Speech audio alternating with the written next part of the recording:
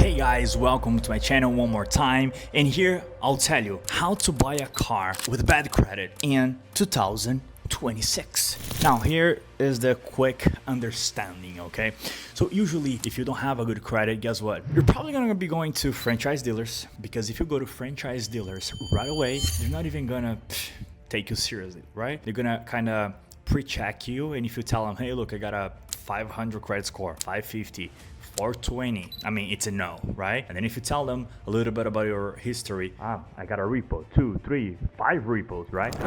Guess what? You're not getting a vehicle financed, right? Now, how do you get a car financed 2026 going forward? And this pretty much works in every scenario, right? It's the way they worked in the past for years, and it's going to continue to work in the future. But nowadays, I feel like it's a little bit harder. So whatever I'm going to tell you right now, it's actually more valuable now, because before it was easy to kind of go beyond the rules, I would say, and get a vehicle finance even though you didn't have good credit. Nowadays, they have so many different ways to check you that it's hard for you to get it, right? So here's a breakdown, make it quick and easy for you to understand. Whenever it comes to financing a car with bad credit, first thing is, where are you shopping? So instead of going to the franchise dealers, that's a no-go, for sure a no-go. They're not gonna take you seriously. You're not the type of customer they want, plain and simple. They want the prime customers, they don't want you. You're subprime, right? So where should you go? Well, check, of course, the websites, Car Gurus, Auto Trader, see the vehicles that you like. But then when it comes to choosing where you're gonna buy the car from, you have to go to the independent dealerships. So the smaller dealerships, they usually gonna have a better way for you to get financed. And here's the thing, know your banks before you go. Why do I say that? Because when you're talking about independent dealers, it pretty much depends on the dealer if they're willing to go out there and find the banks that are financing those type of customers. Okay, so again, first thing, you're not gonna buy from franchise dealer, you're gonna buy from independent dealers, right? First things first. Second thing is, look up online the banks in your region. Usually they could be local banks, okay? Most often it's local banks that are financing subprime. Get a list. You can Google real quick. If you want the list, just comment on the video here. I'll send you the list of those banks in your area. So just comment on the video. But you can Google pretty quick. Find those banks. Find 2 or 3, okay? I would give them a call. That's the way I would do it if that's my situation. I would give them a call. Hey, I'm in Los Angeles area. I'm in Cincinnati, whatever area you are.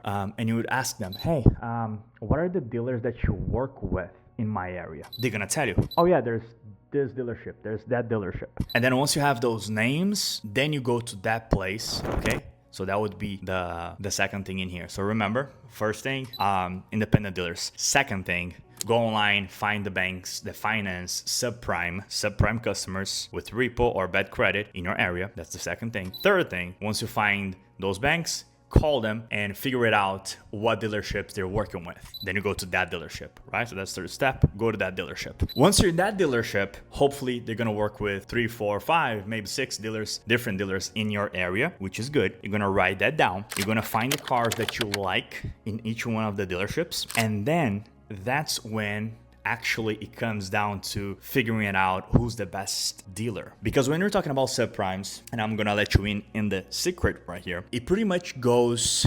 the result you're gonna get from the application, it depends on the relationship that dealer has with the bank. Because it's a new situation, you're dealing with a certain type of bank that's gonna finance you, because it's not every bank that's gonna finance you, right? So you're working with a certain type of bank. Once you're working with that certain type of bank, it's probably a small bank, right? Local bank. Now, since they're small, they care about you as a customer. They need you as a customer, but they also care with the relationship with the dealer. So if they don't have a really good relationship with the dealer, or if they just signed up that dealer for their program to finance customers, they're not gonna be so lenient about who they take in. They might be a little strict, you know? Whereas if they have a dealer that they've been working with for subprime customers for the past 3, 4, 5 years, they have a great relationship with that dealer they have the ability to literally pick up the phone, call the bank and say, hey, this guy here, his story is this, and I think you guys should approve him because of this.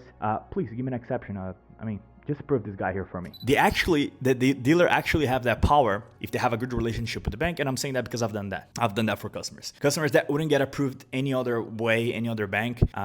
In that case was someone that was referred to me by a friend. So I was like, okay, I'll do a favor for you. But yeah, there are those scenarios where at first they might get denied, but then you call the bank, hey, look, I need a favor for this one. Like, I can vouch for the guy is good, or whatever it is, right? And they're gonna get it approved. So let's recap this thing, because it might sound a little complicated. So if you have a bad credit, repo, whatever, first of all, you have to have a story, okay? Because also the dealer doesn't want to get a bit in the back, I'd say. Like the dealer doesn't want to get a bad fame, or how to say, like, mess up his relationship with the bank because of you, right? So if you actually have a story that makes sense, that is, okay, I had 3 repos before, but it was because of this, and this.